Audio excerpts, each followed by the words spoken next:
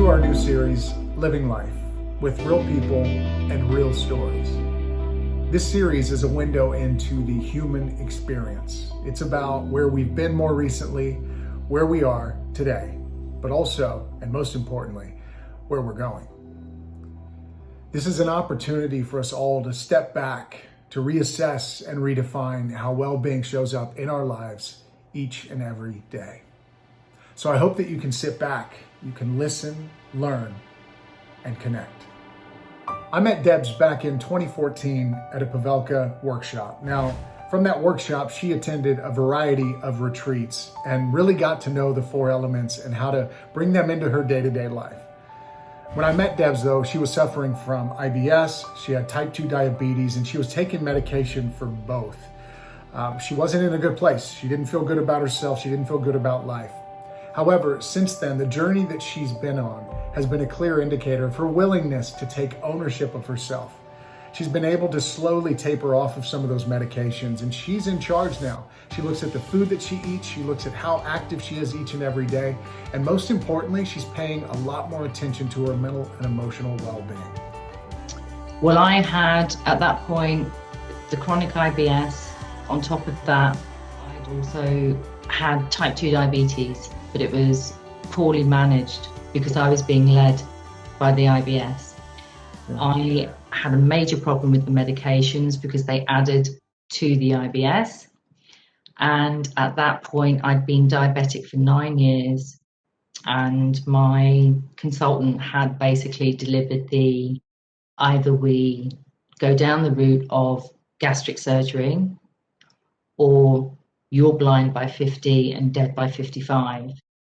Through joining the Pathway, prior to joining the Pathway, I was at my heaviest 19.5 stone, and I would always lose the same 2 stone, and it would never go any further because of dieting and extreme diets. I came to you at 17.5 stone. 8 months later, I'm 9.5, 10 stone. And it was delightfully serendipitous.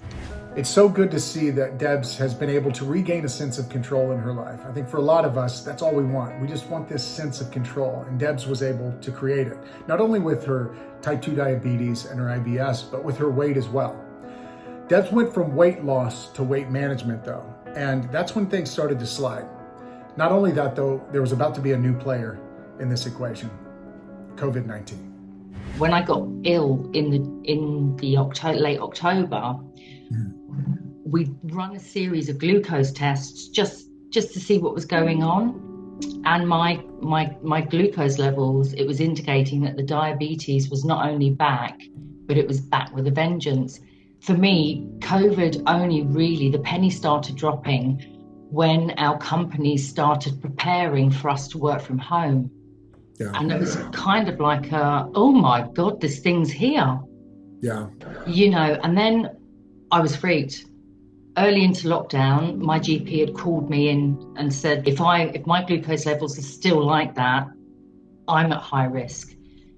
We ran the tests, and it confirmed that my diabetes was not only back, but it was poorly managed.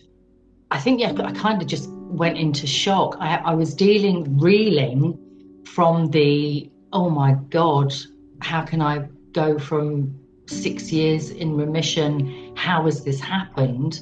And I hadn't put that, I'd lost 8 stone doing the Pathway, and I hadn't gained 8 stone. Yeah, I mean, you had the changes that COVID was creating in your world and the wider world, and then you had this thing that you had fought so hard to combat and manage, and so all of a sudden, you're presented with 2 really really challenging bits of information. So I don't know about you, but what I remember when we first came together was you were at kind of a rock bottom. And that was not just, physically, there were other things that you kind of acknowledged that you needed to change, and you went on this journey to change those. In relation to that experience and this one, the more recent one with COVID, how did you respond to the news? What were some of the changes that you made right away and or didn't? The pathway, my practices under the pathway wasn't a problem. Where I'd fallen down, because I was in maintenance and not worried about my weight, I would be disciplined, say Monday to Friday, and a bit more relaxed. It was still wholesome, but a bit more relaxed around Saturday and Sunday. But I'd stopped using my portion plate, and the odd treats that used to be few and far between were regular. You know, they were cropping up. Like I said, none of it was a major concern to me. So I had to look back at what I was eating, what I was drinking, when I was doing that. You know, I really just had to get out of maintenance and back into recovery. But I had to do it with the medication. And it was an absolute nightmare for 3 months to 6 months. It was stop, start. The drug would have the worst possible side effects. That would stop my, would bring my energy levels down, and my stress levels went through the roof. Yeah. And that was a major, major problem. You've been on a journey, and a nonstop journey of seeking, like, okay, Pathway worked for you, Pavelka Way, Eat, Sweat, Think, and Connect, you made them work for you. But you didn't stop there. You also looked at other things that could work for you.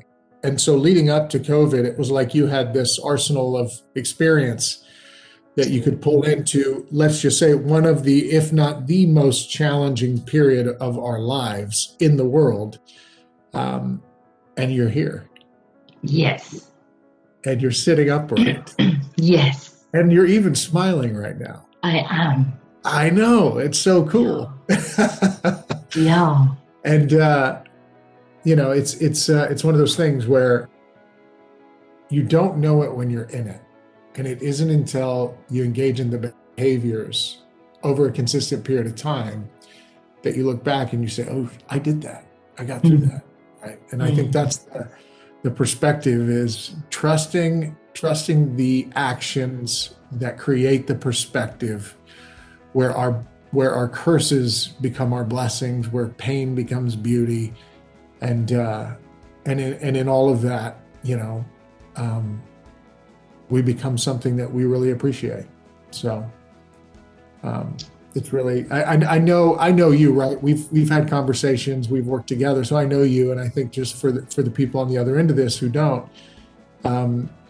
your story is a heavy one, and it's been a hard one to overcome. So to know that, you had this presented to you again in COVID. There is always that light at the tunnel. And, for me, it's combining the Eat, Sweat, Think, Connect, particularly the Connect. I think this year was being here. I'm not alone. I have my cat. He's that's my family.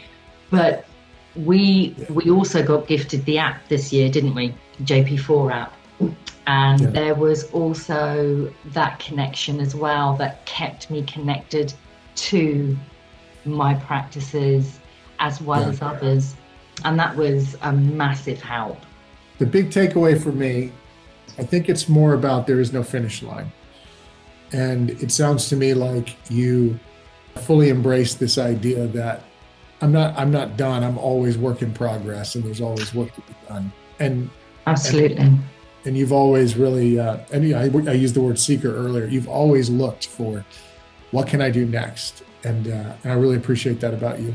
It helps me. I'm sure it helps a lot of people in the group as well, the community group. So thank you. Thank you.